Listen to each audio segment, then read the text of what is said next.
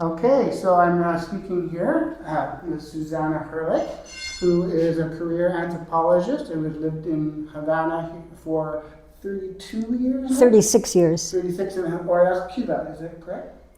In Cuba. Okay. Could you please tell me a little bit about yourself and your history working in solidarity movements? Okay, and I'll just introduce Pushok, one of my 7 kitties who's on my lap.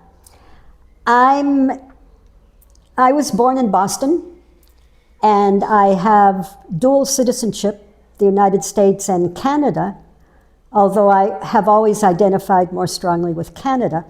I went up to Canada at that time with my partner in protest to the Vietnam War. At any rate, I've been living and working in Cuba for 36 years. Initially doing a lot of work organizing and accompanying educational programs for groups coming from universities and organizations such as Elder Hostel Canada, which no longer exists, from Canada and also from the United States.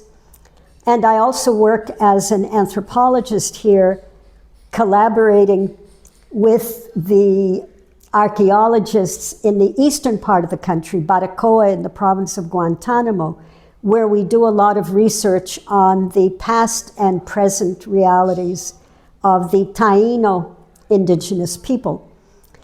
Before I lived in Cuba, which is now, as I mentioned, 36 years, I lived and worked for the better part of 35 years with the liberation movements in Southern Africa, particularly in Angola and Namibia, but also in South Africa and Mozambique and Zimbabwe, Cabo Verde, Guinea-Bissau, all of the liberation movements.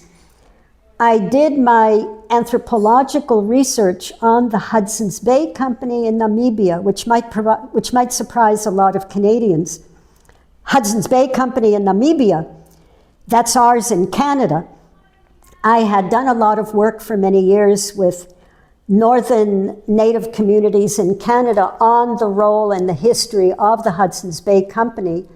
And in 1975, when I read a United Nations report listing all the international companies that were involved in Namibia against United Nations regulations and came across the Hudson's Bay Company, I thought, oh, that's a familiar face.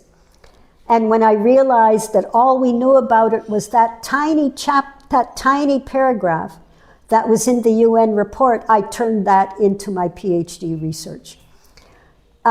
Before, I was first in Cuba in 1976, actually 1978. The first 2 weeks of January in 1978, I was in Cuba. And the second 2 weeks of 1978, actually longer, I was in Angola. So Cuba and Angola have always been very close for me. And now I've been in Cuba for the past 36 years, living and working here, and I wouldn't be anywhere else. Well, thank you so much. I now will start discussions about the blockade of oil.